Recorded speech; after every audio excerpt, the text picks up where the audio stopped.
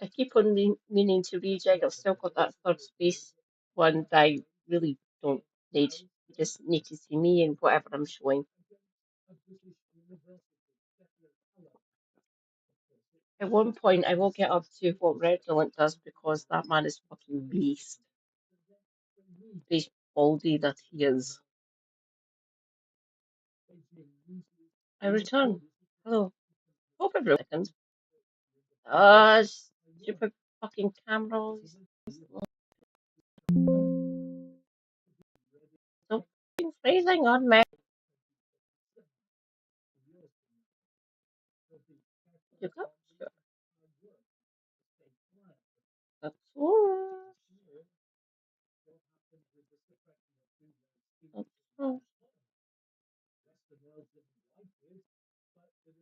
Yes, what? Hello. I return. Do-do-do-do-do-do.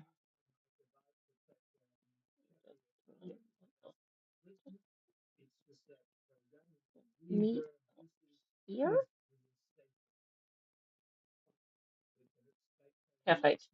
I love that camcorder so much. Thank you. Another alias. If anyone wants any artist, the one that created this is one of my favorite people to DM. They are awesome. What? I hear things. I'm not back in my chat yet. Give me a second. I hear things. Give me my chat back. Why don't I like? Oh, 24. Okay.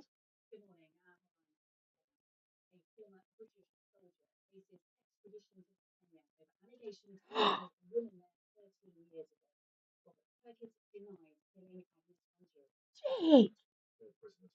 Thank you, Jake. Actual Jake is now following me.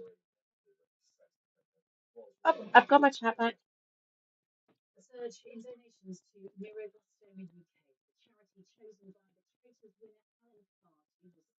You what? Alan Carr won? Yeah, I know that. Oh, damn it. Spoilers. Sorry for anyone who was watching Traitors and hadn't seen the final. Naughty Katie.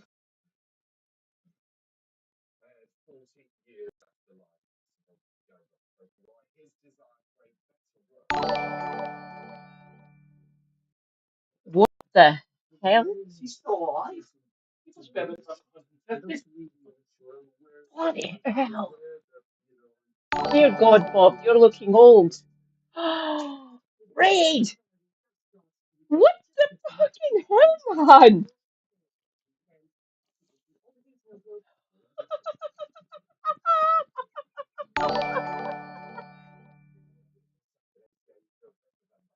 Poonages, you just broke my raid level.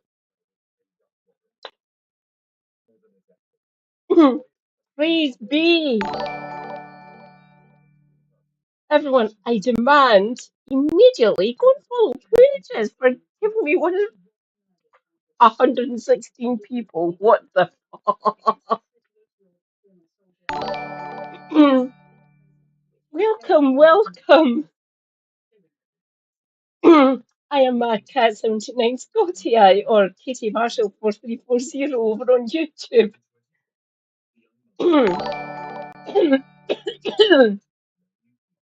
I'm a Scottish disabled Marxist streamer who talks about health and disability issues and politics and history. Welcome, welcome. What the absolute fuck is happening? This is amazing.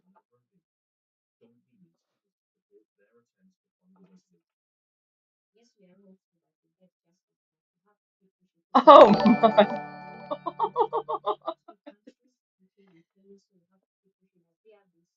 My friends, my comrades, my fellow leftists. If I can get seven of you to follow me, I'll be up to 400 followers. No obligation, of course, if you want to follow. I would love it though. Hello, hello, hello, hello, hello. Welcome, welcome, welcome. This is absolutely fucking mental.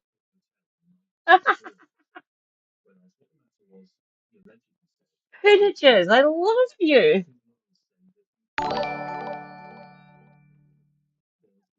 Oh my God. Hi, hi, hi.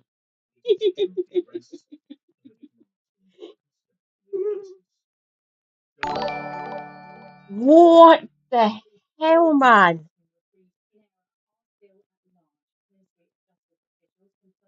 Hype train. Rejoice. Mad Scottish woman has hype train. Oh, thanks, Jake. Very much appreciated. You're cool as well. Hi. What the? What is fucking? Oh, you can't see them behind me. I'll obscure my chat for a sec. Nope, nope, wrong thing. I'll move this one down here. I'll move myself down. Move me. I am hiding my chat. I can still see it on my phone. So we can all see the reaction. Oh my God.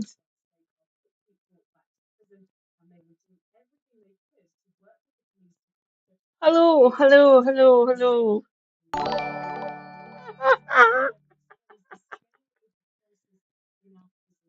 I am recognizing so many people.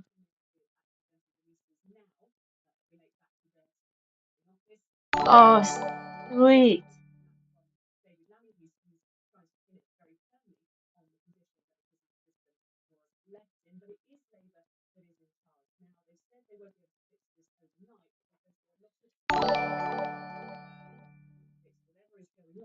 Jay, do you want to know something?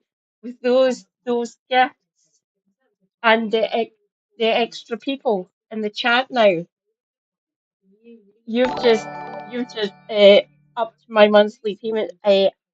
My cut-off isn't the end of the month, it's the middle of my cut-off for when I have to basically earn my money is the 12th, which is Wednesday. And with those gifts, you've just put me above the cut-off, which is $50, which is essentially £42, essentially. You've just blown me out the window. Just with a couple of bits, I was close to the $50. But with those five gifts, I'm willing to get in between 65 and 70 pounds now for my payment, which is in roughly a week. Thank you so much, Kate.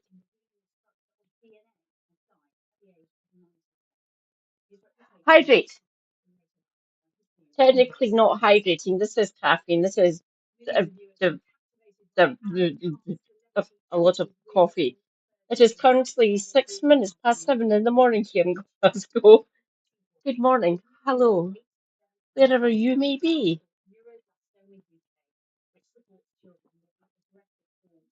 Thanks, Jake. Let's see if my refresh works. Please tell me I'm back on my fucking premium. I can't be arsed with ads. I really can't.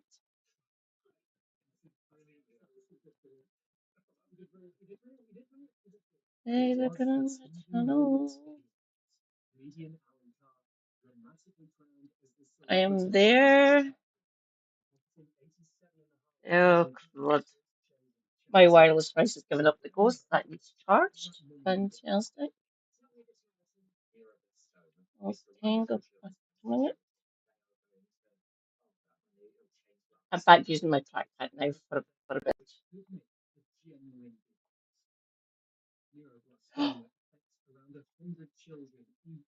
No, I don't want ads. God damn you. Uh, oh,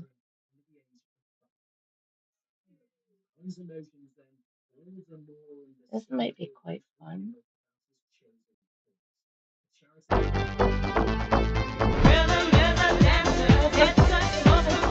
my subscription. Give me it back, you bastard.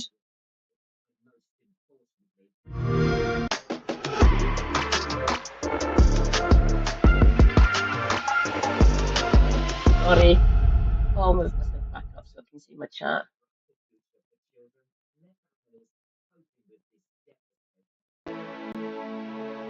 Even a century later, the history and the lessons of this revolution still terrify those in power. It was a global earthquake that cracked the very foundations of the imperialist world and inspired a wave of anti-colonial and class liberation movements across the planet. It was a revolution that overthrew the wealthy ruling class in the biggest country on earth, marking what was then the greatest emancipation of workers and peasants in history. It shattered the war plans of an empire, broke the chains of foreign capital, erasing billions in debt, and proved that ordinary working people could seize power and hold it. In this video series, we'll explore the revolution that withstood and defeated not one, but two global counter-revolutionary attempts to crush it. It is a revolution that shaped the entire 20th century and still defines the politics of our own time. It is for this reason that its history is demonized and falsified. The powerful, from fascists to liberals, have spent decades rewriting it, turning hope into fear and freedom into oppression. The propaganda machinery is so powerful that many on the left have internalized its distortions. It is so pervasive that the counter-narrative has seeped into everyday thinking and language, all to defeat a history lesson that endangers the current order. This is a story on how to make revolution in times of climate catastrophe, of rapid concentration of wealth and rising poverty, where people look for answers to change the world. A world built on exploitation, war, and genocide. This is a story that answers the questions about the essence of a state, the concept of democracy, and the true meaning of freedom. This is the story of the revolution that marked the new beginning of the history of the human species. This is the story of the October Revolution.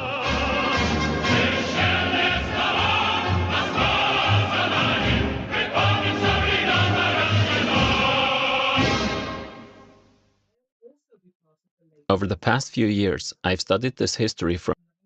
Again, Kunijus, thank you so much. What is people so here? Thank you, thank you.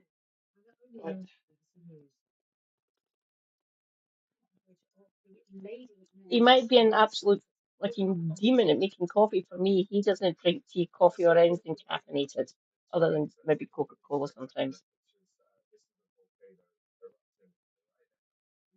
I've always.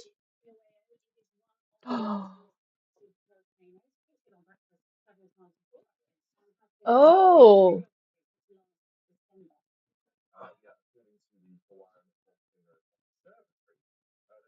that looks mental. Kilauea, one of the volcanoes in the Hawaiian Islands, is doing its thing.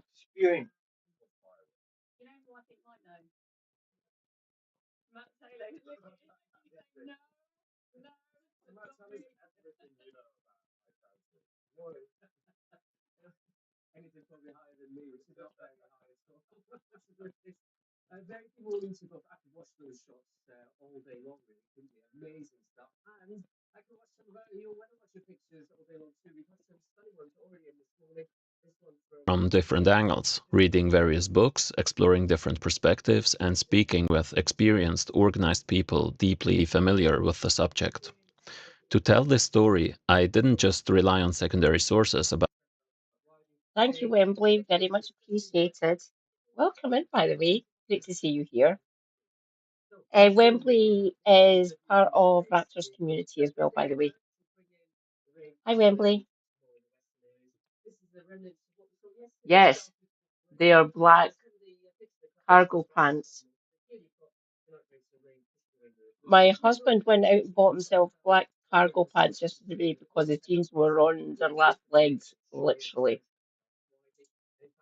He has bought black cargo pants with pockets. I know. They are black. He is boring. I want him to buy color ones, even if they're just like green or something, even just grey. But he is boring and dull and likes to blend into the background. He usually does that, which is maybe slightly unsettling. I'm used to it now, but just saying. He always goes for black or navy and boring arse colours. I am more colourful. You can't miss me, really. Well, currently got, well, it's not purple as it used to be dark purple. It's more lilac now. I'm the colourful one in this relationship. Also, think Cardi. I wear colours. He doesn't really. Rejoice, comrades, lesbian hot sauce. How's it going? My favourite lesbian.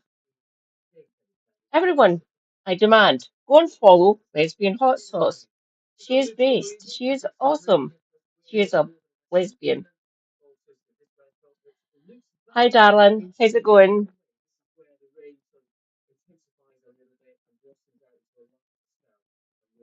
About the period. I also studied the tactics and ideas of the revolutionaries who lived and fought through it, learning the story from within, so to speak. Interweaving historical events with the theoretical and strategic conceptions that were central to communist movements long after the October Revolution. That perspective is too often ignored or dismissed in mainstream history. It takes me a lot of time and effort to produce these videos, so if you want to help keep this channel going, please consider supporting it on Patreon. Every contribution, big or small, matters. Thank you for being here. Now, in order to have a solid starting point for understanding the events leading up to the revolution, we have to travel back in time, just a few centuries before 1917.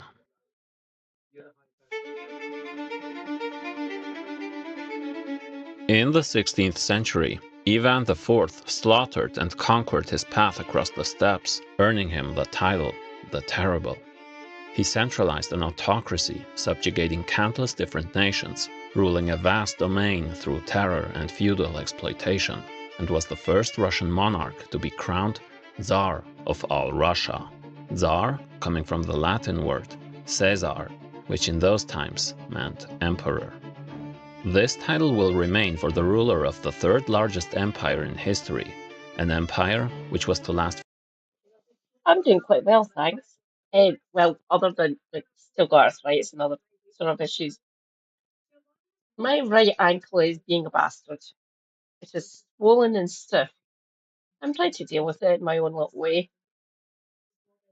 Putting weight on it is interesting to say the least. I do exercise it and things. I have physiotherapy exercises that I use on my joints, wrists, fingers, knees, hips, ankles.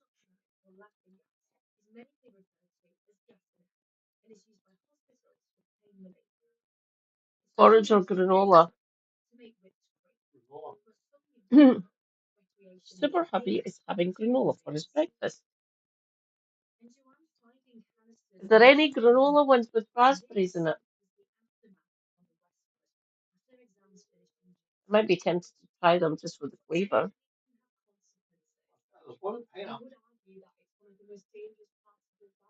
I love pineapple juice. I don't like the structure of the actual pineapple. Bit of an inconsistency there, really. Pineapple juice is really good. Pineapple is actually quite a good fruit to eat, by the way. I just don't like its structure. Same with rhubarb.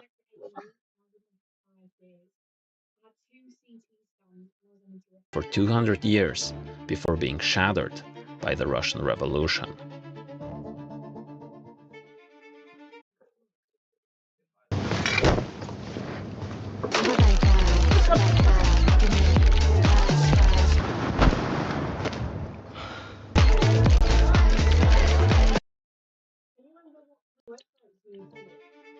In your average history video or school lesson, history is usually explained through the acts of a few powerful individuals.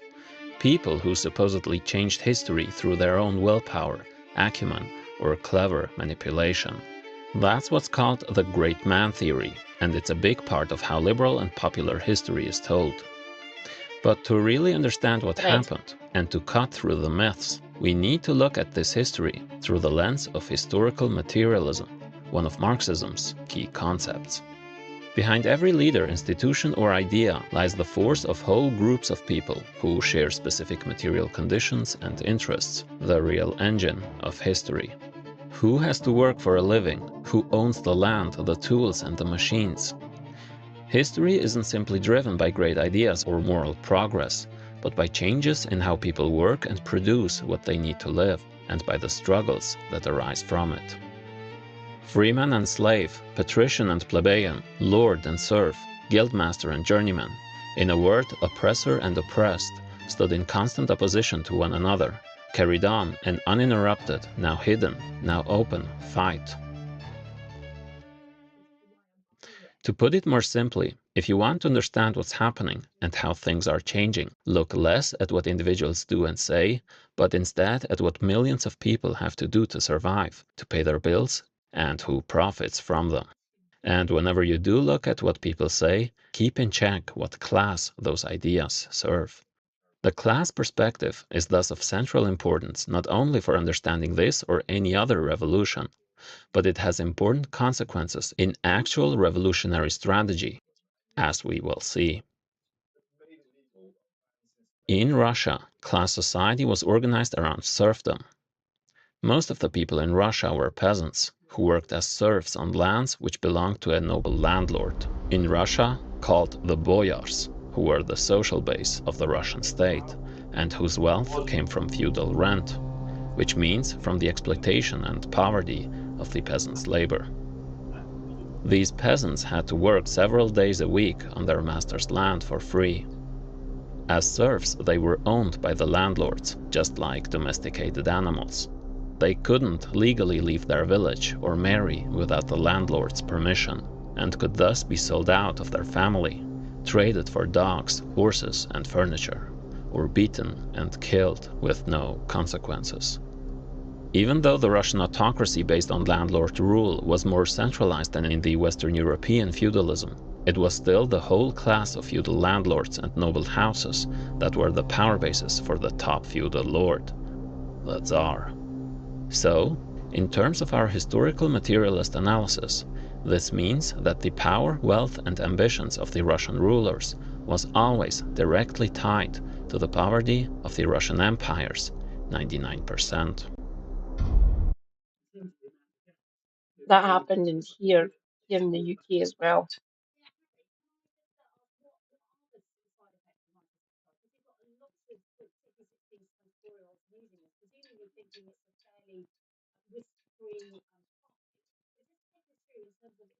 I would say normally go for it, but this is a little bit part of history that people don't get educated about, unfortunately. Funny that people in wealth and position not wanting us to know what actually happened in history. They tried to do that to Scottish history, by the way. We said no, fuck off, and we still teach our own education, our own history in Scotland. We do kind of. It passed. Bring it.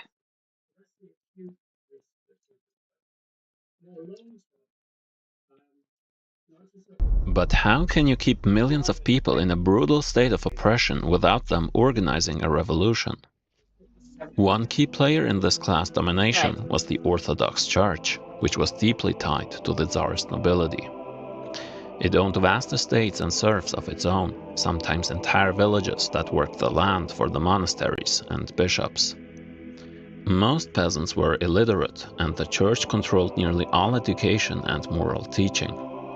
It taught that the Tsar ruled by Roughly the divine same. will, and that this social order was God's plan.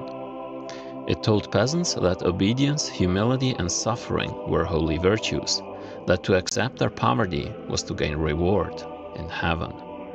The ideas of the ruling class are in every epoch the ruling ideas, i.e., the class which is the ruling material force of society is at the same time its ruling intellectual force.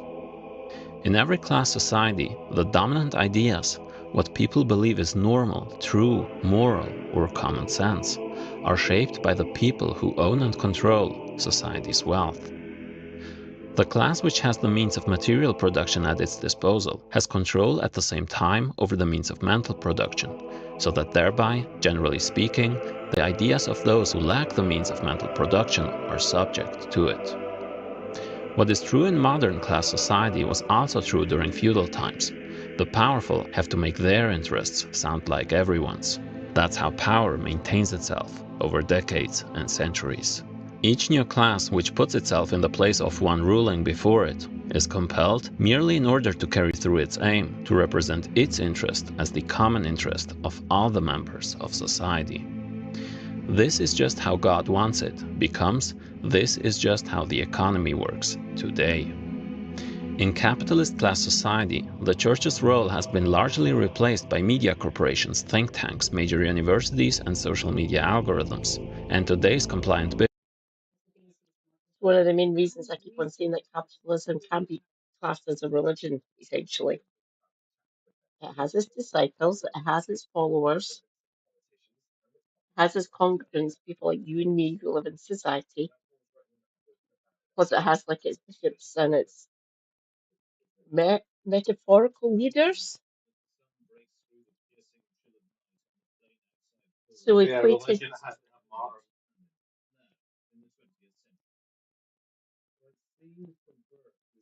not necessarily, by the way. Obviously, in history, that has been proven correct, what Super Hubby just said. Again, here to educate us, these things did happen. No, I knew that would fucking happen if I tried to move it. Give me a second, comrades.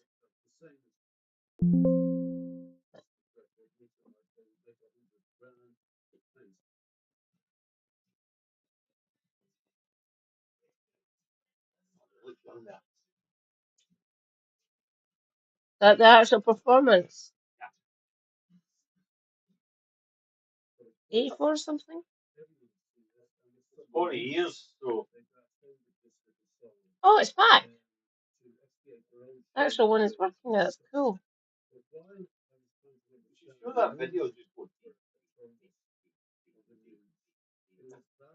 You're delightful as always.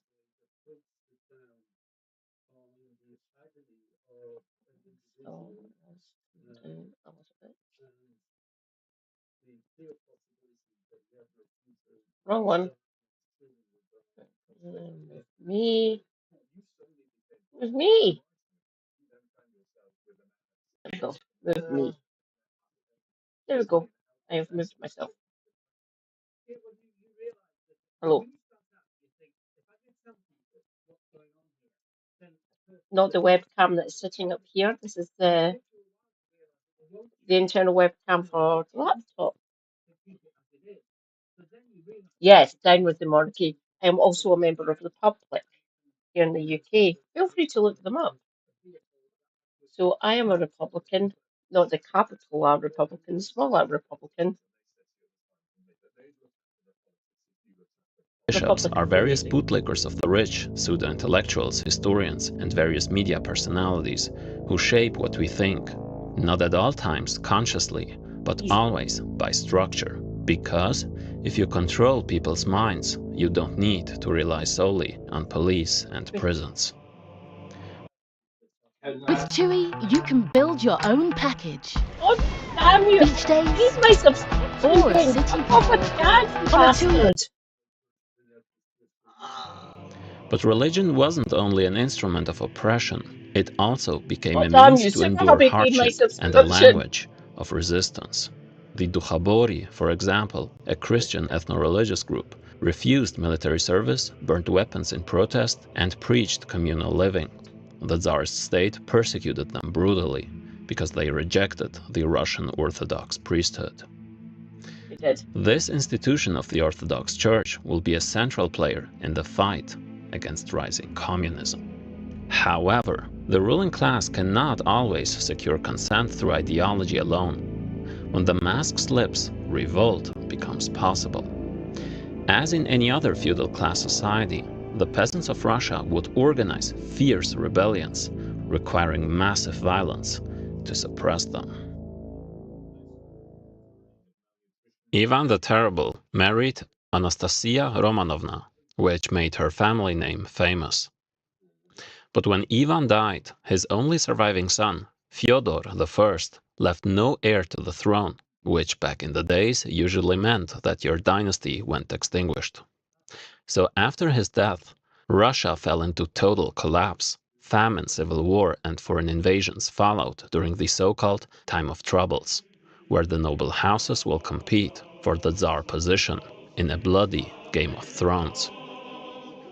Several pretenders claimed the top seat, I and was the literally quite boyars like, fought by the among way. themselves until they found a compromise solution to restore stability. They elected the 16-year-old grandnephew of Ivan's wife as the new Tsar. His youth and weak political standing made him acceptable to rival factions, and his family ties gave his rule a veneer of legitimacy. His name, Mikhail Romanov, member of the House.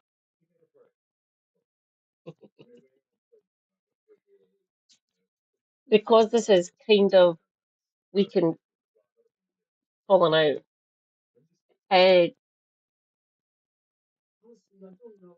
AFAB people in chat, as you get older, it will start happening. You might start losing parts of your hair. Mine doesn't really come out in big clumps yet, but it does fall out, especially when I'm washing and drying it. He indicates to the fact that he's got one of the strongest hairs known to man. He is taken after his father.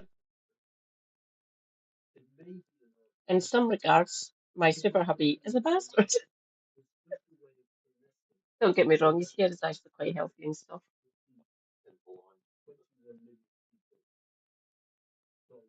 Only sunlight.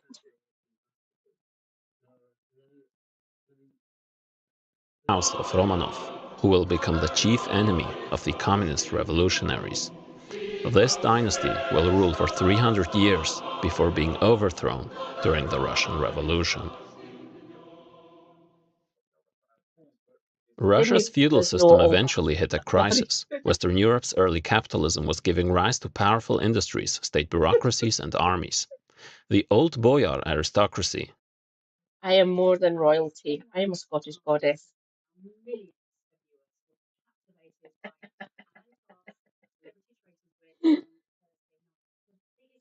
Thank you, Profiley Booth. Give me a giggle. Clinging to its feudal privileges and proud isolation from Europe, was being overtaken by the march of history. Pyotr Alexievich Romanov represented a younger, militarized layer of nobility who saw that survival required modernization.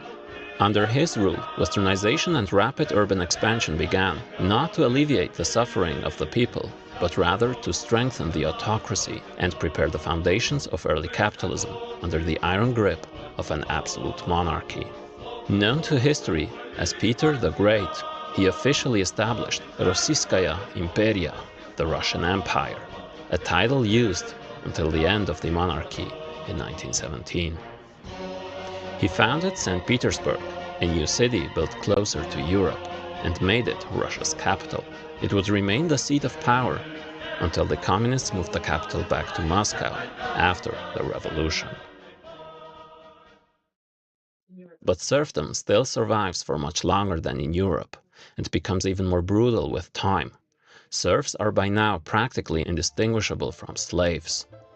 Like all exhausted people, the serfs began to dream of utopias. Just as the landlord class produces its ideologists, so did the peasantry. They refer to themselves as the voice of the people, the narod.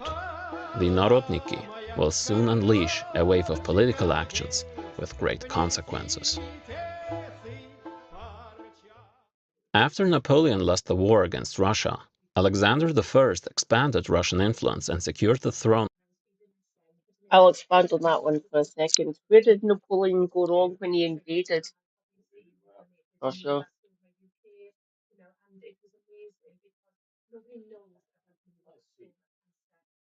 Didn't realise how big it was. Didn't have winter equipment. Russia is kind of big. Russia does get cold. And he didn't understand the strategy and tactics that the Russians always used against invaders. I thought Seoul did.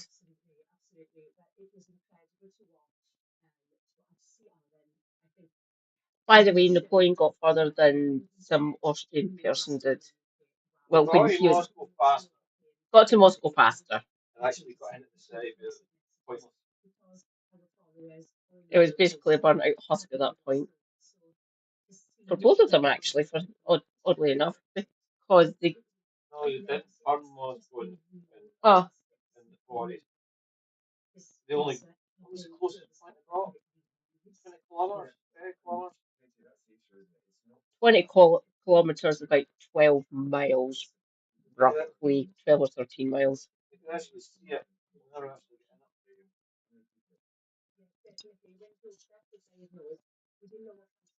it. Hence the meme, don't invade Russia in winter. Or I'll make it easier, don't invade Russia.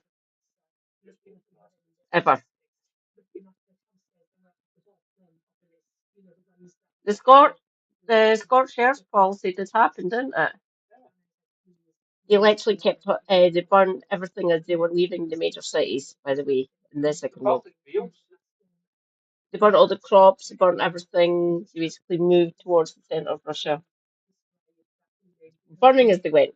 The Scorched Earth policy, essentially, so the West doesn't get anything.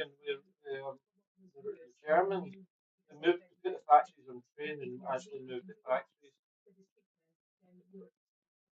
They moved the factories. They did, yes. That did actually happen. It was kind of mental and really quite ingenious. Obviously, hard work, and you need people, lots of people to do it, which they did. The Russian population has always been kind of big, especially in history. It's not now, unfortunately, for reasons. Of Poland for himself. The Russian monarchy saw the need to form an international reactionary alliance to crush the rising revolutionary bourgeois movements across Europe. Together with the Austrian Empire and Prussia, Alexander formed the Holy Alliance to act as the policeman of Europe. Just as the revolutionaries must unite and work across borders to achieve their aims, so must the great powers who want to secure their dominance, as we will see in the coming century. Whereas the bourgeois revolutions eventually succeeded in much of Western Europe, the Russian autocracy was able to crush its own, the uprising of a liberal officer elite looking to reform the old state. Russia's humiliating loss in the Crimean War against the more industrialized English and French exposed the weakness of the empire's old. Oh, Bez, I'm sorry. Don't use English in that pejoratively. It was more than just England. It was Wales, Northern Ireland, and Scotland as well that were involved in the Crimean.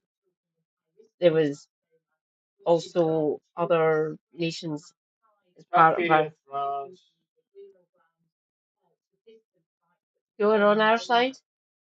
Crimea. Britain and France went to the aid of Turkey. I don't like it when they say England in that. I don't like it when people say England in that pejorative way. It's kind of annoying. The turnaround line was there, girls. There was troops from all over the UK that were involved in Crimea, by the way.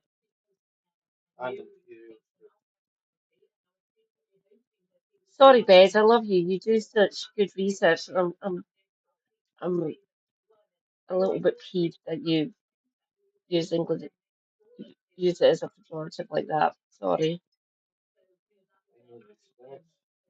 Political structure, which constrained productive forces, and quickly emerging capitalist relations, which left the country's farming and industry underdeveloped.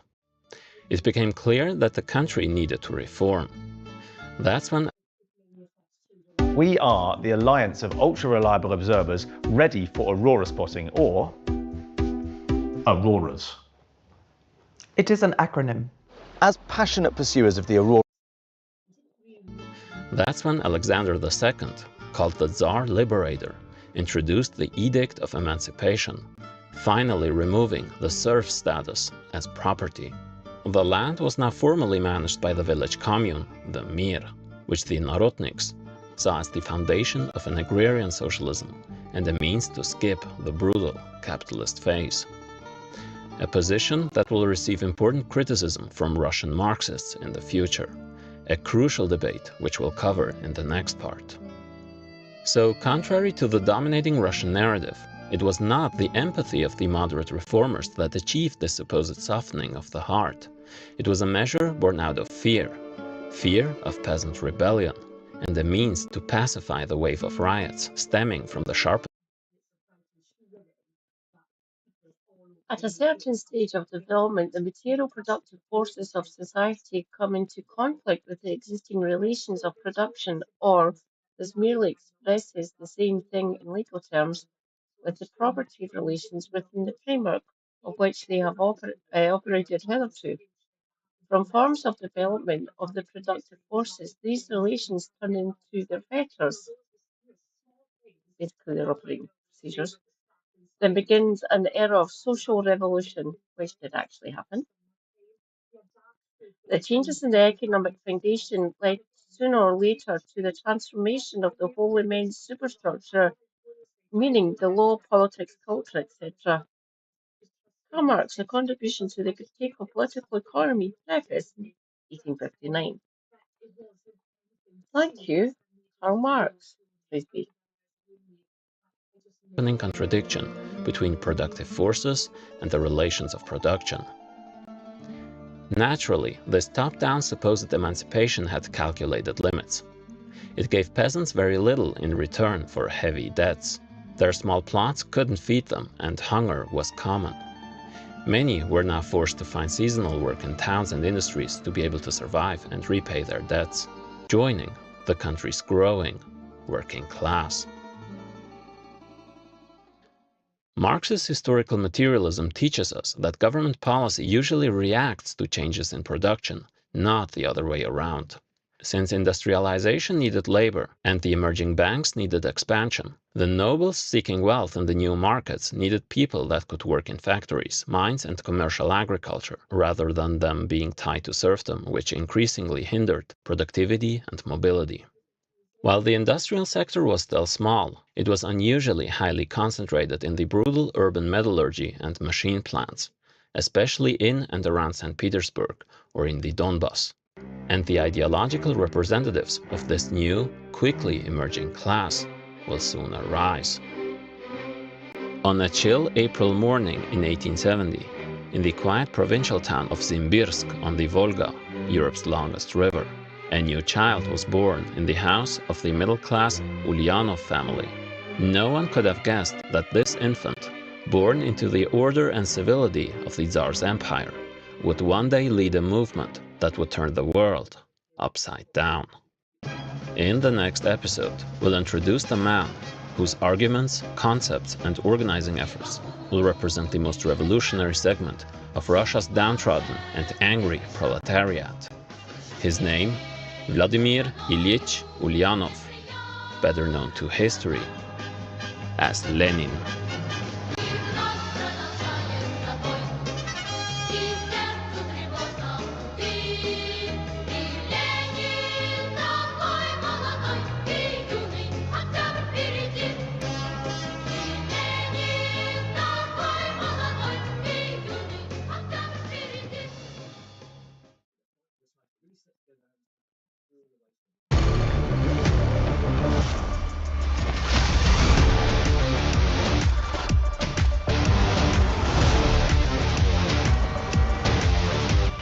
Oi!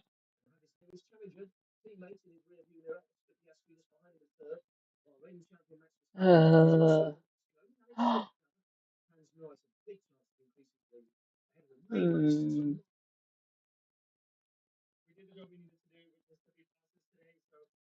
Let us go back to UK politics for a minute.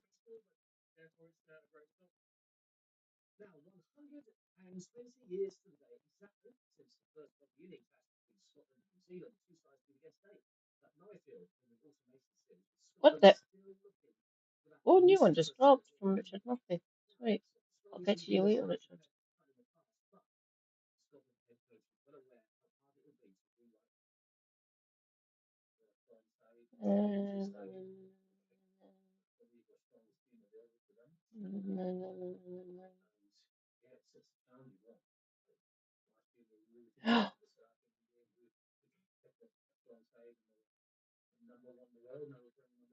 Hell yes. Can I stream that? Mm. Oh, I know what to show you.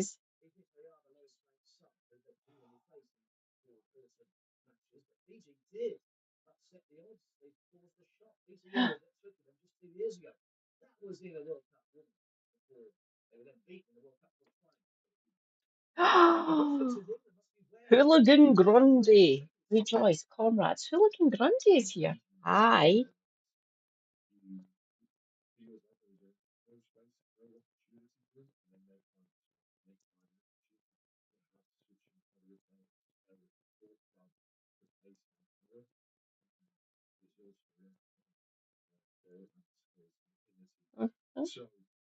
See if my favourite video comes up. Ah, there it's there. This one is fun. To show respect. G'day, I'm from Definitely Not the Real Australian Electoral Commission. Are you one of the millions of Australians who still don't get how our voting system works? Of course you are. So let's go through this one more bloody time before Election Day. Australia uses a preferential voting system, and it's fucking awesome. These poor bastards wish they had it, so the least you can do is know how to use it. Just number the candidates in your order of preference. Your 1 is your favourite, your 2 is your second fave, your 3 is your, well, I guess they're better than syphilis, and so on down to your last choice. Why are there 2 ballot papers? Because we love paperwork. No, you pelican. It's because we have 2 Houses of Parliament. The green one's for the House of Reps, where government is formed. You must number every box. And this huge one's for the Senate. Here you can vote either above the line for parties or below the line for candidates. The more boxes you number, the more effective your vote will be. What's that? Can I waste my vote? No, because if your first choice doesn't win, your second choice is counted, and so on. Which is why in Australia, it's impossible to waste your vote, unless you draw a dick on your ballot. Am I helping the shit party to win if I vote 1 for a minor party or independent? No, this isn't Canada or America with their primitive first-past-the-post garbage. Because look, if your first choice doesn't get enough votes to win, your vote transfers at full value to your second choice, then your third, and so on. It doesn't weaken, it doesn't get diluted, it just moves up. So you can vote for whoever you like and still keep out the party that sucks by putting them last. But the nice person outside the polling booth gave me this how to vote card. Those are just suggestions from political parties. You can follow them if you trust that party, or you can just ignore them and use your own brain. But how to vote cards do help to tell you the kind of values a party stands for. So for example, when these guys suggest you put a 2 next to these fuckburgers, it confirms that they really are the shit party. Even Scotty from marketing didn't do that, which tells you this guy is even shitter than him. Okay, but I really want Labor Daddy in government, so shouldn't I put them first? Sure, if you feel the party that approved 10 coal mine extensions in a climate crisis, kept job seeker below poverty levels in a cost of living crisis, and wants house prices to keep rising in a housing crisis, deserves your vote, put them first. Just make sure to put the shit party last. That way, if Labor doesn't win your seat, your second preference will get your vote instead of the shit party. But if you think a minor party or community independent is the not shit choice, put them first. It'll help fund the peeps you actually like, send a signal to the major parties that you're sick of their shit, and if your not shit candidates don't win, your vote will go to Labor anyway, as long as you put the shit party last. So remember, number every box in your order of preference, not what some party says, not what this sentient ham texts you. And if you're worried about the shit party getting in, just put them last. It'll still get the job done. How good is preferential voting? Now piss off and vote. This has been a message from Definitely Not the Real Australian Electoral Commission. Please don't prosecute us.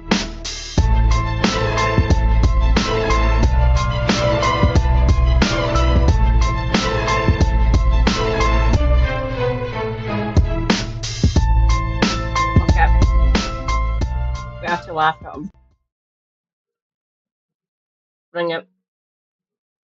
Well done, Dixon. You voted this fucking With Vinted's new thing. electronics category, you can save again and again.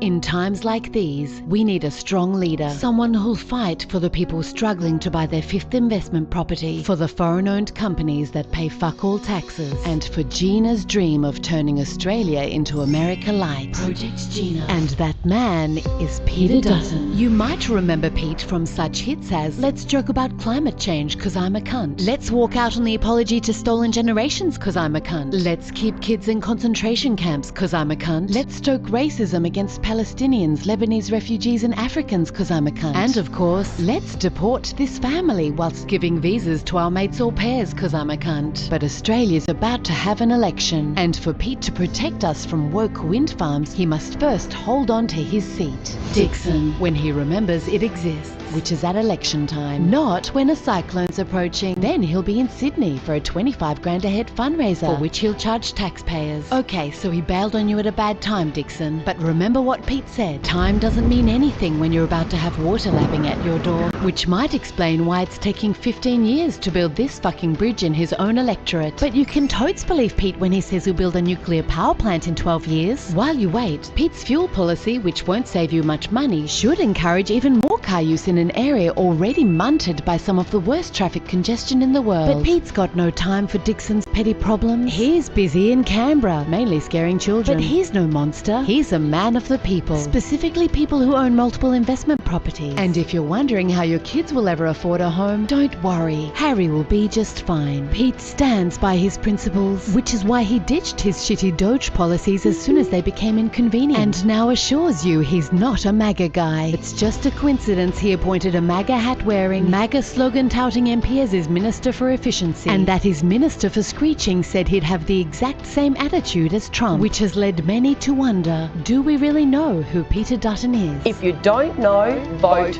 no. When you put all this together, you might be thinking of voting for another major party, like the one that approved 10 new coal mines in a climate crisis. Or maybe for this community independent who'd represent Dixon for once, rather than Santos and Gina. Either way, Dixon, if enough of you put Peter last, he might lose his seat in Parliament at this election, which would force the shit party to replace him as leader with one of these Burks, which should finish it off for good. And that would be fucking hilarious. So don't do it, Dixon. Peter Dutton for Dixon. He might not be there for floods and fires, or ever really, but rest assured he'll be there on election day, 'cause he's a authorised by Gina's portrait.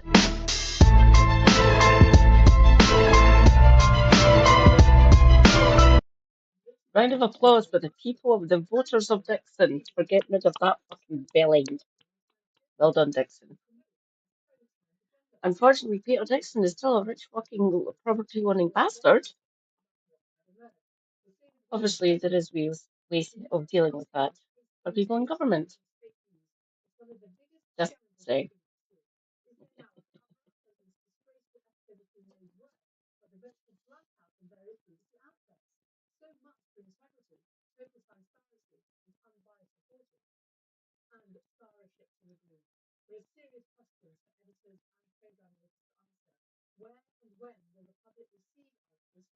I am finally getting round to political custard because reasons.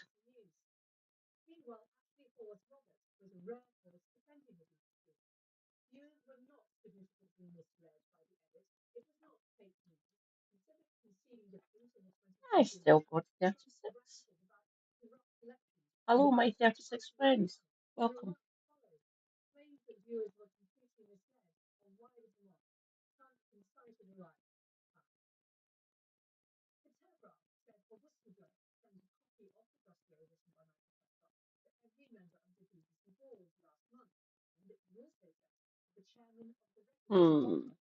Let's see.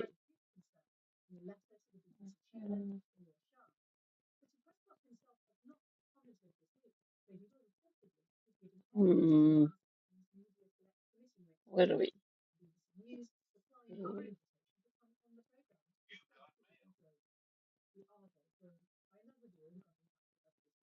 Uh,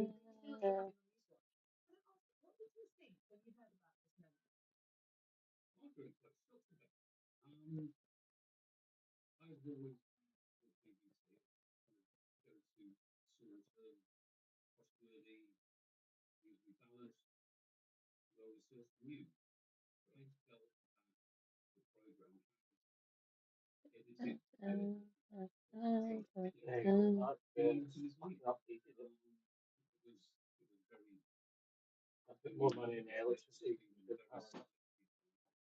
I thought we did. We only had 16 days. What? When I put money in yesterday, we only had 16 days. It's 19 days before I get money again. That's 3 days short.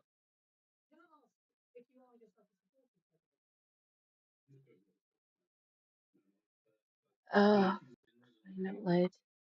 Not put that VPN back on. No, it hasn't. Please bear with me. Oh, not again. Give me a second. Oh, I'm back. No, cancel. Yes, I'm back. Maybe it's What's at the time. wrong? You're just tired from being overused. I've went for longer than this before. Trust me, with streaming, I'm just using it. He's being a filthy minded individual.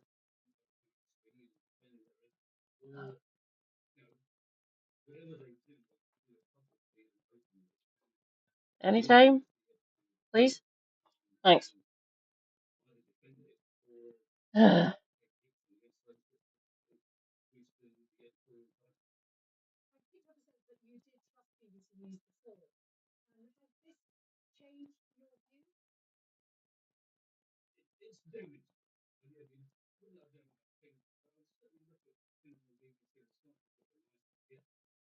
Oh,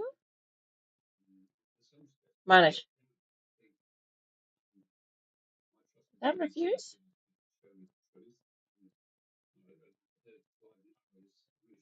There we go.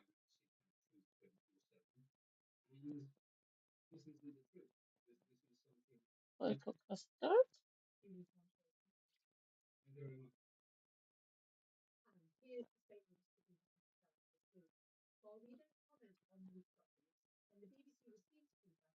It's your job to do that, BBC, you fucking bastards. Oh, whoops. Playlists, please. What's the best way to go on my phone? What's that? On my list? You bought it, didn't you? The list, the waistcoat. Yeah. I never put it on my list for You bought it, didn't you? the waistcoat. Yeah. No, it's my wish list I'm looking at. I didn't put it on my wish list. Neither did I. You looked at it.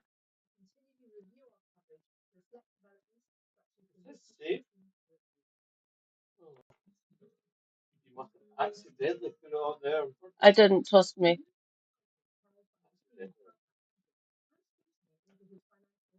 I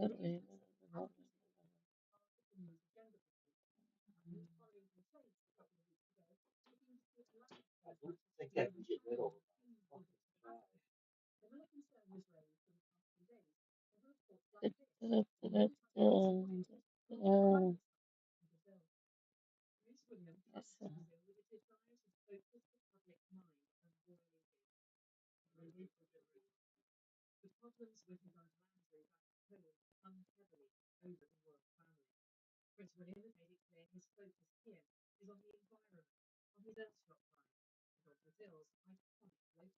Build a website you love with Wix, where your words create your brand, your opportunity, your breakthrough.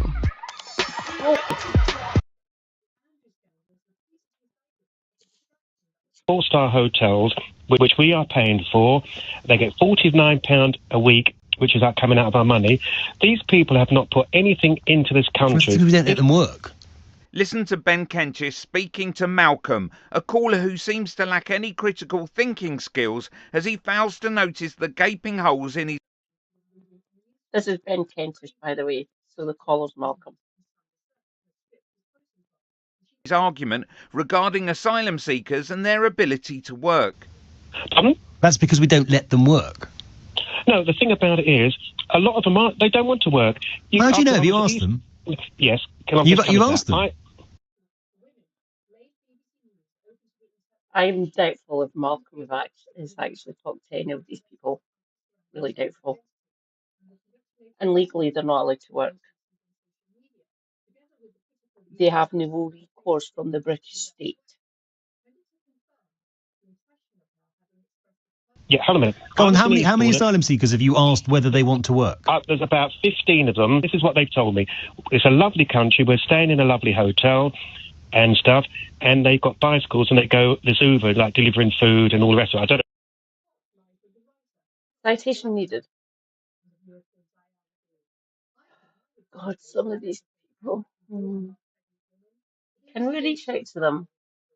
I hope some people that I talk to online, who are good, decent people, are actually reaching out to their friends and family in the wider community to actually get rid of that narrative. How they get paid for that. So they don't want to work, but they are working as delivery drivers. No, you're not listening.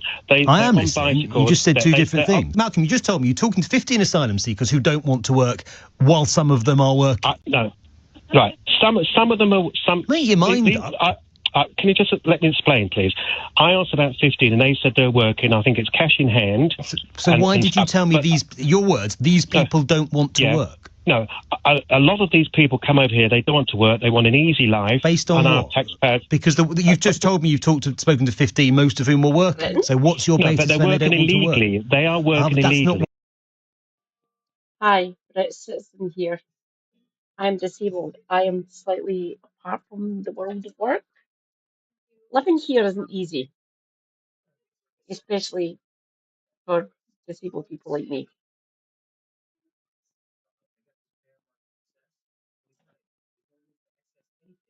Malcolm, who's talking, the caller, does he know what it's like to be like me and another British citizen? Maybe. I am doubtful, though. What you say, is it? But the reason, why do you think they're working illegally, Malcolm? Well, because it's easy money. We are paying it's not because it's easy money. It's because they're not allowed to work legally, so they have to work illegally. Well, I'm not saying it's right, but that's why they're working illegally, because they can't work legally. These people who, quote unquote, don't want to work. Click here for some more radio and TV callers. Some insightful, a lot of them dumb.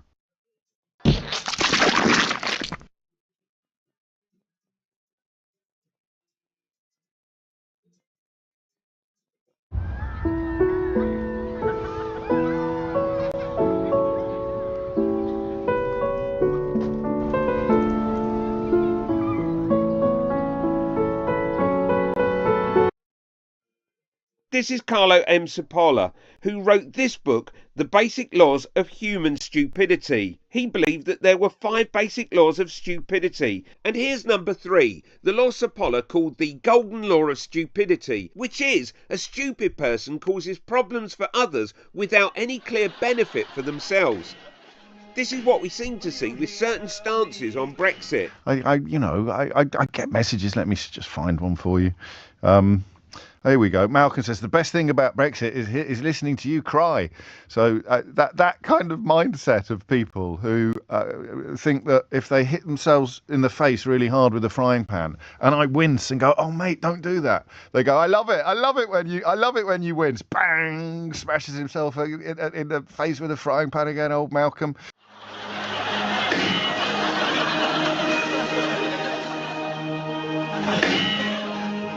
I did actually tweet about this, and I was saying that I cannot believe the updates from the US. And here's Marina Purkis on the strange reaction to authoritarian moves by Trump in the US. So you've basically got two emotionally detached narcissists engineering what appears to be a mass looting of the country. And we will get to the infiltration, by the way, of the government. So they are triggering these culture wars, these tariff wars, these diplomatic wars, and all the while they're just rolling out orders that will hurt the pockets and safety and health of all citizens, doesn't matter what side you voted for. And the reaction that I got to this on X, which is of course a cesspit, was basically people just going like, cry harder. Like one of them posted a picture of Trump holding a box of Kleenex. And I just think, what is wrong with you? What? And I'm like, what are you celebrating? Like explain it to me like I'm 5. Click here for more videos on stupidity and idiots.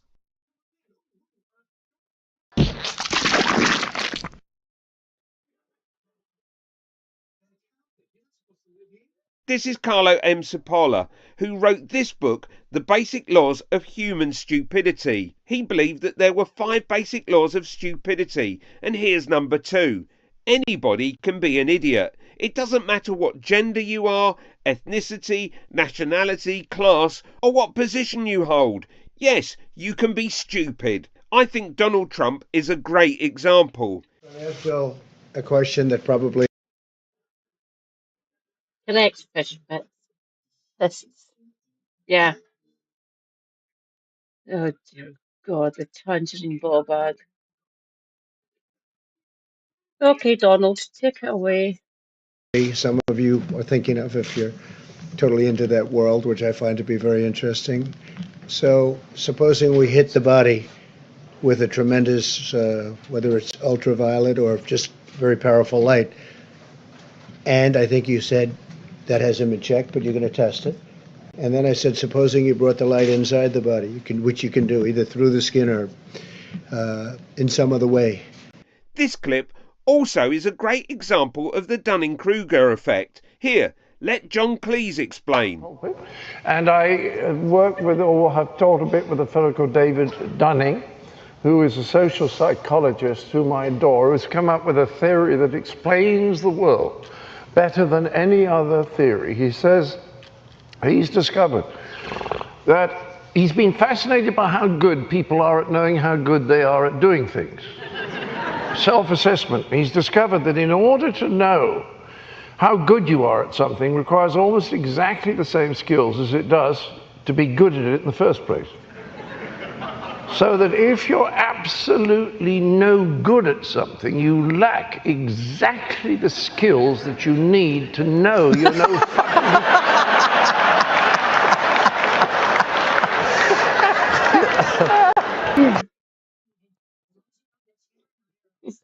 They quote a famous character, I drink and I know things. He's one of my favourite characters, by the way. I know things. Somewhat trained, somewhat intelligent. You can decide that if you wish. You can see me here talking, giving my analysis of people and of situations. I don't say I'm intelligent. After a fashion, I could be intelligent. Maybe, kind of. Who knows? Just because I've got a degree doesn't mean anything, obviously, because we're the experts. No, we don't need experts, apparently. Thanks, Gove. And I think you said you're going to test that too. Sounds interesting. Right, and then I see the disinfectant, where it knocks it out in a minute, 1 minute. And is there a way we can do something like that by injection inside or almost a cleaning? Because you see it gets on the lungs and it does a tremendous number of the lungs. So it'd be interesting to check that. So that you're going to have to use medical doctors with. But it sounds interesting to me. Click here for Carlo M. Cipolla's first law of stupidity.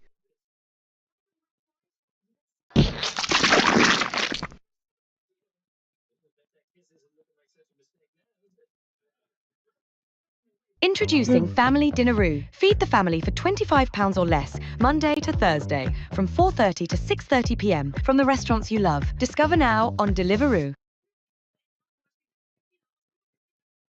More harm is caused in this world by stupid, incompetent people than by evil people.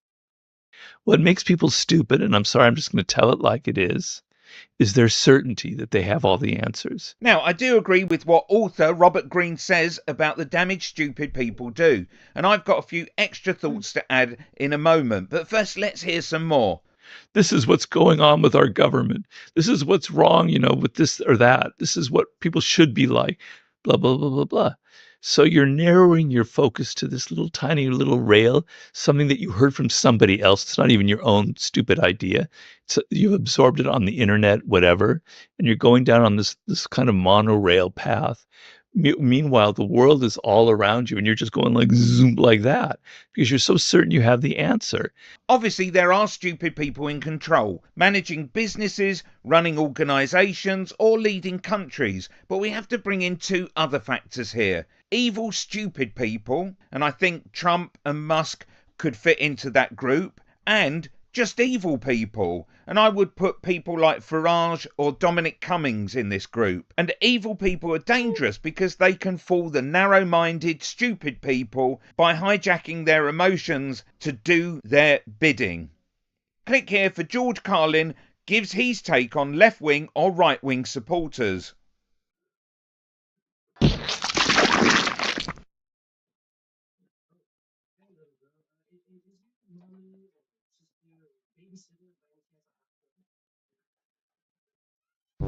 Some people are really...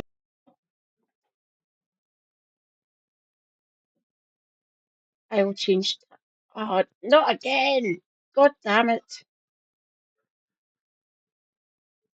And I'm back again. Webcam seems to be being rather inconsistent, to say the least. I do apologise for that, by the way.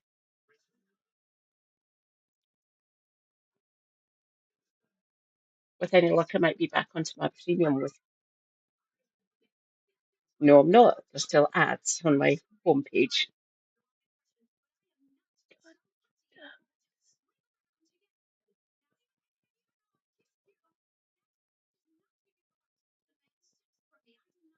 Oh. Okay.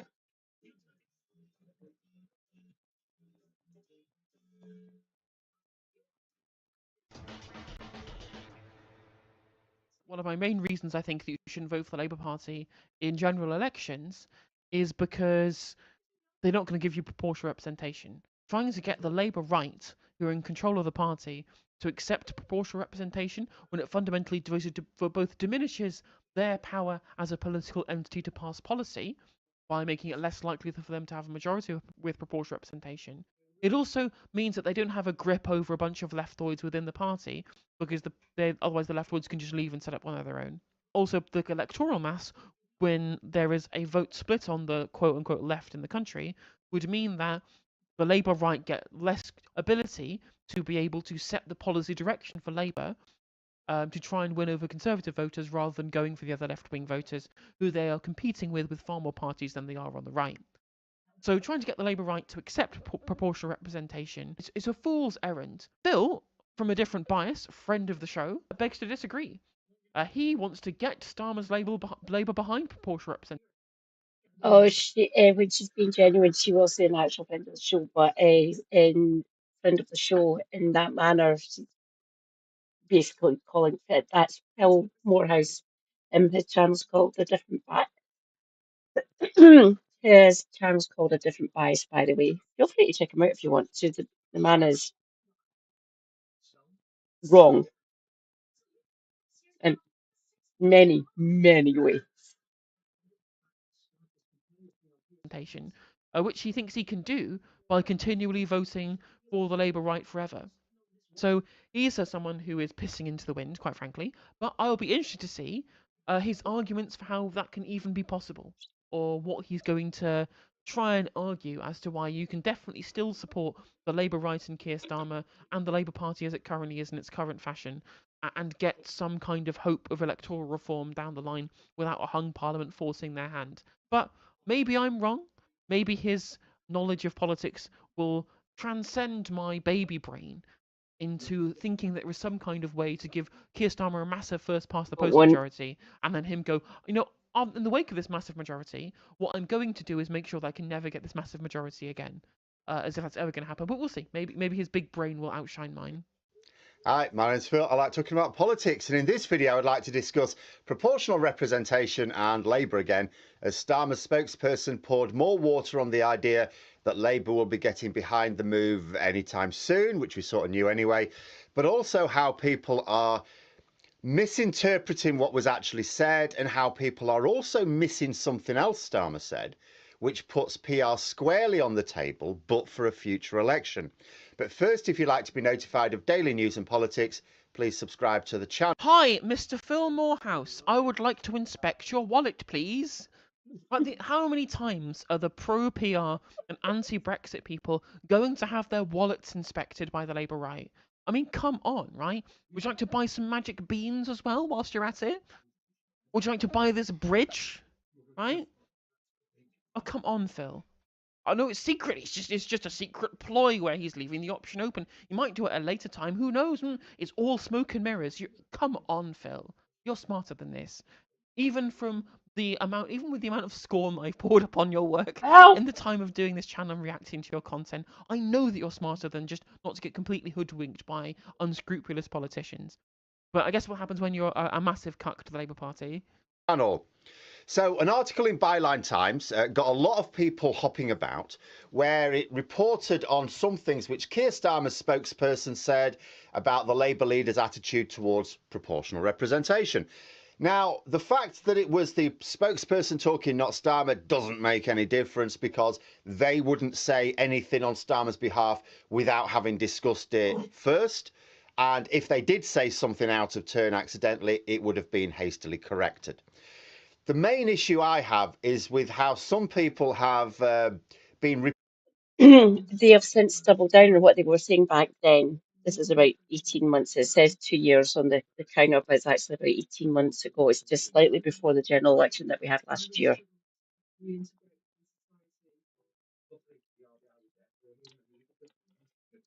Sorry, Phil, you're wrong. They've actually doubled down on a lot of the things they were saying back then.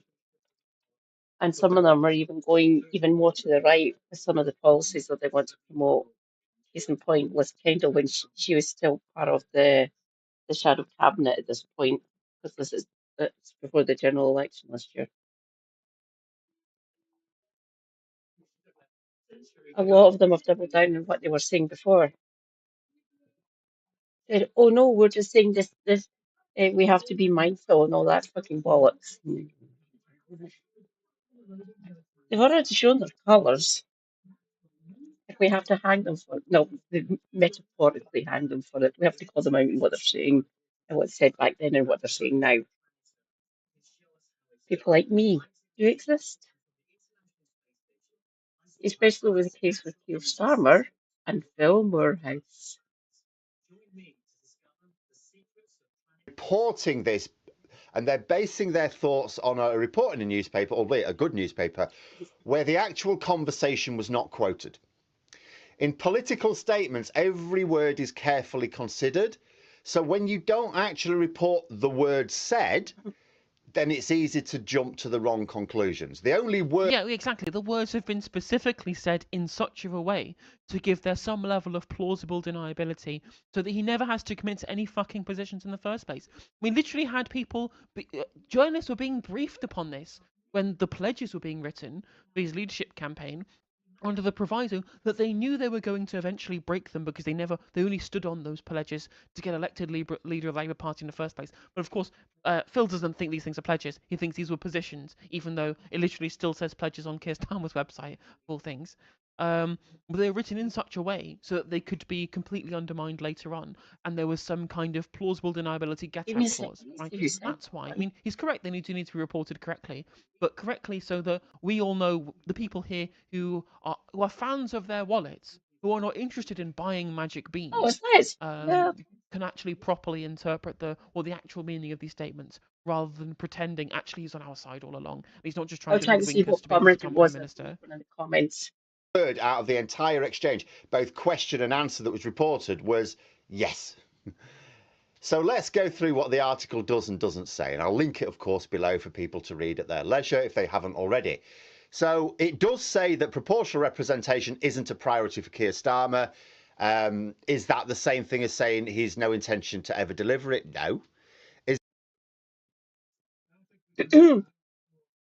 Citation needed. Obviously, he's not going to bring in proportional representation, especially now with him polling in fourth or fifth position for the next general election. Phil, we're never going to get proportional representation from Labour now, ever. I like my voting system up here for Holyrood. It's a bit better. First past the post is fucking garbage. I want rid of it. We're not going to get proportional representation, Phil, you fucking idiot. Is it saying that we can forget about seeing it in his first manifesto? Yeah, that's it basically. And that's also not new. He's been saying that for a couple of years. So next thing in the article, it describes Starmer as saying his wrong. The year before, he was actually saying that he would introduce the proportional representation if he ever became Prime Minister. We've already got the receipt for that one, Phil, by the way. He goes back on everything. he has a long-standing view against proportional representation. Now, this is new. Because it would unseat him. Just saying. This is new. But it is also... It's almost like it's a lie. It's almost like he lied before when, during the leadership election, he said that a electoral system was unfair and needed changing. It's almost like this is directly contrary to exactly what he was saying during the Labour leadership election. Is anyone else sensing a pattern here as to the history of Keir Starmer with holding one position one point and then saying a completely different thing when it's electorally convenient for him to do so? Isn't that a bit weird? Do you not find that strange? Also been misinterpreted in two ways. First, people refer to a statement he made a few years ago where he said, the fact that many people feel their vote goes to waste needs addressing. This is pre-recorded content, Phil. If you say the wrong thing, you can just edit it out, right?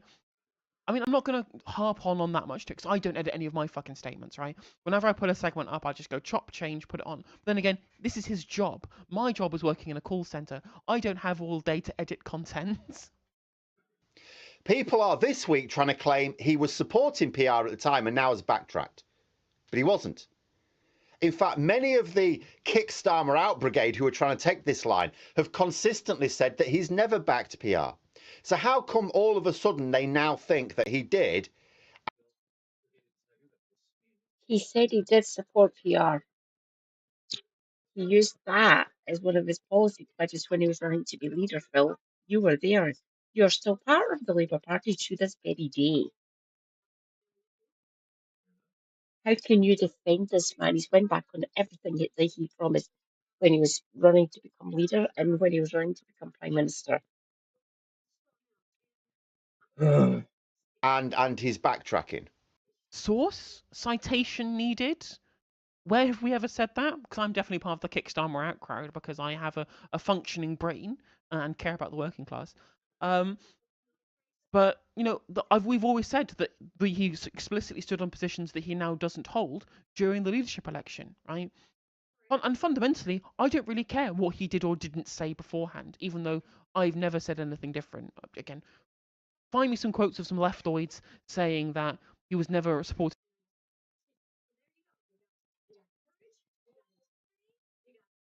I like my Elaine because obviously she is amazing.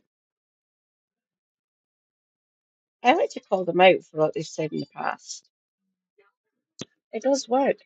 Being able to remind people what the people who are in political power, political positions are actually like, so we can maybe change the way they vote, go a more caring route, go for better parties, better policies. So I will point out every failing that Keir Starmer and the rest of those ghouls in cabinet have ever said. Never forget, these people are constantly lying to us, either hoodwinking us and not telling us the full truth. Of proportional representation because I don't think that's a people who who exist. He's more in tune with internal Labour Party politics, so maybe he knows more than I do. I don't know.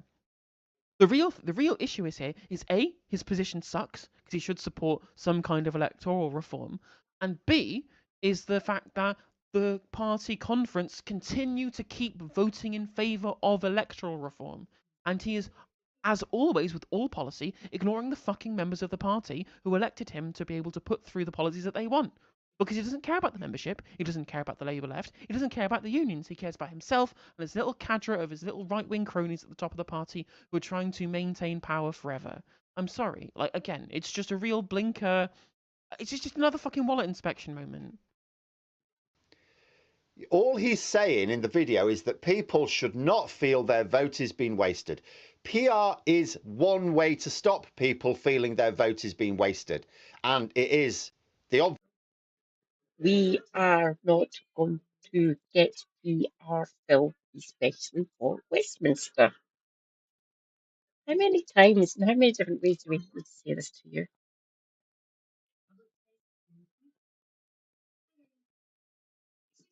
Option. It's certainly my preferred option, but it isn't the only one.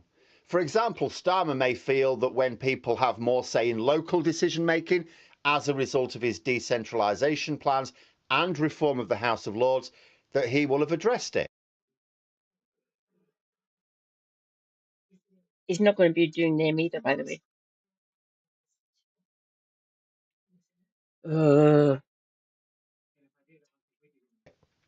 This will be especially true if the way we elect the new... So he's literally saying, right, actually, he's not going to change the whole electoral system. And you're an idiot for thinking that he was going to change the electoral system when he said people's votes don't count and they feel like they don't have a voice because their vote is completely useless in their area. He wasn't actually referencing the Westminster electoral system. He was just saying he was going to give them more a voice by having community votes and having an elected House of Lords. Is that not enough for you, proles? Is that not enough that we continue to have first past the post that give me personally the thing that I want, which is a massive majority in the House of Commons? But you're going to get other votes elsewhere, right? And that's what he was really saying. He was deliberately, again, trying to put across the opinion of something with this plausible deniability that I was talking about before. God, it's really infuriating to have people like Phil talk down to people like me and say, well, actually, no, you were an idiot for thinking that what he obviously meant was what obviously implied with this statement was what he actually meant. What he really meant was this other thing, which is different from what everyone thought he meant, but can be easily interpreted from the words if you look back thinking about some kind of other change of tack that he wants to go down. It's so duplicitous, right? And really patronising as well. To say that, well, you're just an idiot for thinking that he meant what everyone thought, what everyone would have intuited from what he said. What he actually meant was this other thing that's slightly different, kind of similar, that you could slightly, if you look at the words a certain way, might mean this. Come on, Phil. Come on. Like, again, it's trying to defend the indefensible. New representatives in the new House of Lords is via a system like PR. Will he have solved it to everyone's satisfaction? No. But will he be able to claim that he has addressed the issue, which he pointed out in 2020? Yes. Yeah, exactly. He will have addressed it. Yeah, he'll have addressed the issue. I don't know what you're all moaning about, pro-electoral reform people. He said a nebulous statement that could be interpreted several different ways, and the way that literally everybody interpreted it happens to be the wrong one. Don't you feel like a moron now, people on the Labour left? Come on. The second way it's been misinterpreted is in believing that it must mean he's against PR as a concept and will not introduce it under any circumstances while he's leader. No, this is just wrong. There's nothing even subjective about it. Byline Times, as I say, have not reported the exact words in the exchange. Now, I'm not suggesting that they're trying to misrepresent what he said. I'm quite sure they're not. But when you leave blanks, people will fill the blanks in. Like, politicians often deliberately leave blanks, as I'll explain later in this video. My personal view is that journalists should not. For example, what if the spokesperson was simply talking about the first term in office? What if the journalists asking the questions didn't pin down exactly what they meant? What if they did and just didn't report it? Again, he's just literally, he's got a rapid fire cannon, like throwing out multiple different copies of his wallet. So would anyone like to inspect any of my millions of wallets, everybody? It's literally what he's doing right now.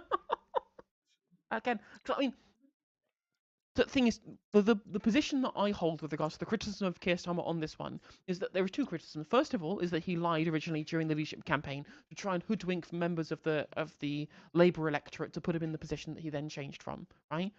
That's one criticism. And the second point is, we all knew, and everybody who has a functioning brain, that he was never going to stick to these principles. It was always some level of deception going on, given the fact that the person who ran his campaign also ran Owen Smith's campaign, and it was very clear that he was from the right wing of the party. Navarro did good work exposing how he was being run by clearly part of the Labour right faction, which is why he should have been on the bottom of everyone's rank choice, as far as I'm concerned, with the leadership of the Labour Party, which, quite frankly, you should have voted for Rebecca Long Bailey. And if you did vote for Keir Starmer, I understand why you did, but you shouldn't have done. Really important when reading any account to focus on what is known and what a blank's been filled in. And it's actually especially important when it is a spokesperson talking. Because you bought all the skills wallets cheap off Joe Swinson. Oh my god. I mean, skills wallets is going to be like the meme that never dies. At least it won't die on this channel. We will never let the skills wallets meme die. Although the spokesperson will not say anything that hasn't been pre-approved with Starmer beforehand, when the policy changes a few years down the line and someone says, oh, but your spokesperson said this, he can turn around and go, oh, no, I didn't realise they'd said that. I didn't actually mean that. Oh, there was lost in translation. Happens all the time. These people are vying for power. They're vying to get into the House of Commons, into positions that can actually dictate what happens in the country. And they're just casually lying to the electorate. Delightful. I like. God damn it. Spokespeople are brilliant for that because they can say something which at the time you want them to say, and then years later say, oh, they must have misunderstood. Oh. These people are in power now, Phil. I don't trust them. They say one thing while they're doing the other thing. Look at what we're saying and doing here. Look, look, look. While they're all fucking up things over in this direction. Most time they're saying things about this part of society while fucking it up in other ways. I do not trust them as far as I can fucking spit. Understood me. And you haven't lied, and you haven't U-turned. Someone just misunderstood a thing. But it is. They have lied, and they have backtracked, and they have changed direction.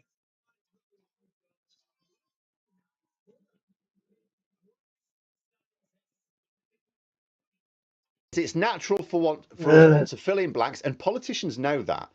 We want to fill in blanks for an incomplete picture. It's just how our brain works. I tell you what this reminds me of. This reminds me of a Jordan Peterson fan. It literally reminds me of Jordan Peterson fans who will go, well, actually, no, I think you'll find he didn't mean exactly what anyone with a functioning brain thought he meant, but he left all of this plausible deniability within this Mott and Bailey fallacy that we've constructed here, and you're just not smart enough to realise exactly what he really meant. So how do I respond to this latest article? Well, it contains the line about not being a priority still, and that's been the line for the last few years. It's not a priority, not a priority. That basically proves that they're not ruling it out forever. If they were saying it was a bad policy, they would describe it as such. Not a priority means, actually... No.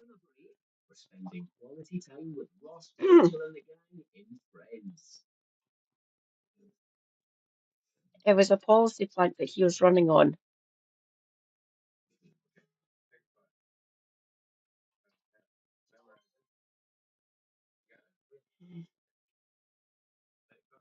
But they can't say it's a bad policy, right?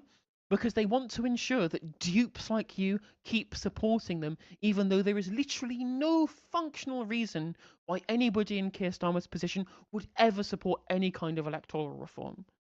outside of maybe ranked choice voting. Because actually, they really should support rank. If you are the Labour right, you should support ranked choice voting, because in a political system, it skews over to a lot of left-wing vote splitting with a coordinated right. The alternative vote actually really does help Labour. It would increase Labour's seats. It would increase Lib Dems too, but it would actually, the only people who lose out from the alternative vote is the Conservative Party.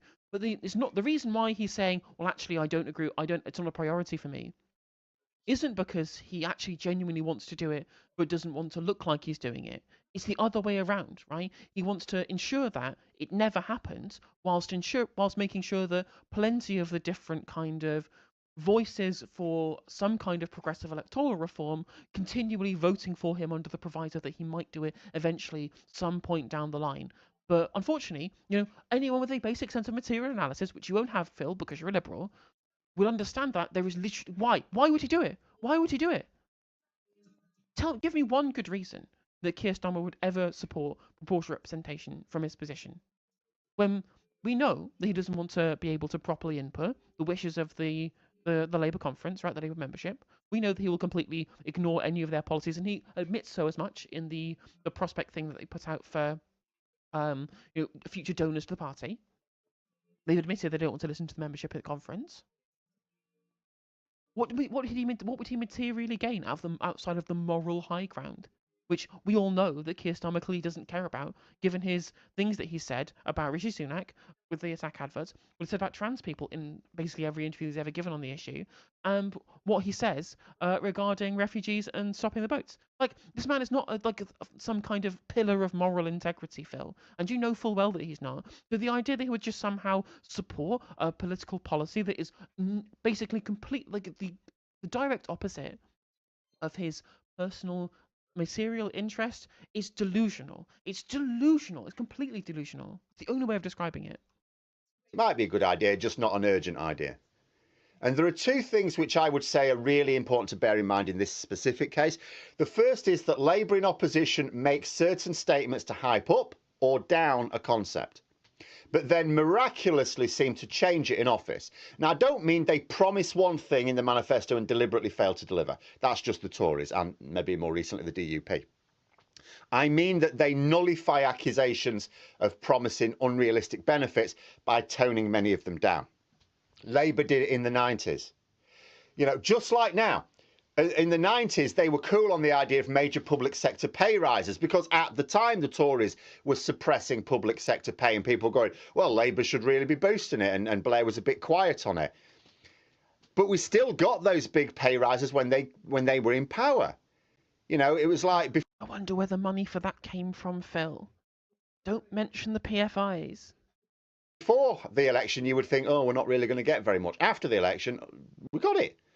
And that's because all voters wanted to know was that Labour would focus on certain key priorities and not try to do too much and end up making a mess of it all. But once you're in power...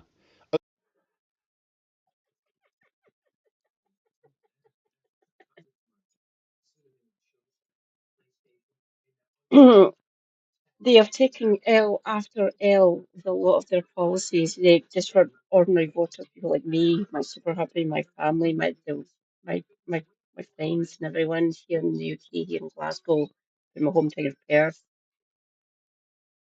taking a big fat L. Funny that, and they're staring down the barrel of Holyrood and Senate elections in May and local elections in England.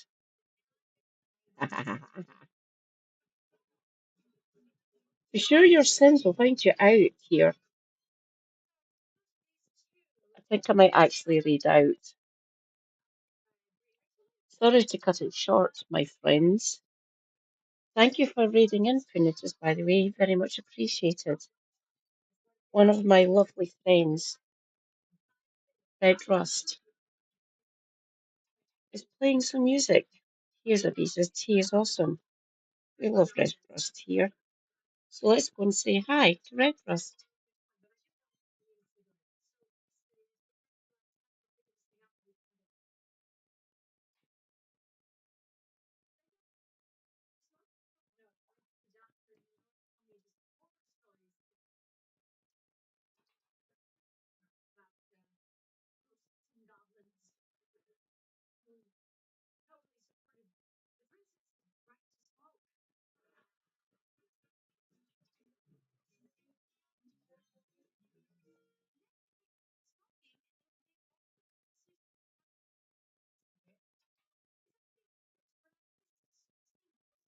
Stay hydrated.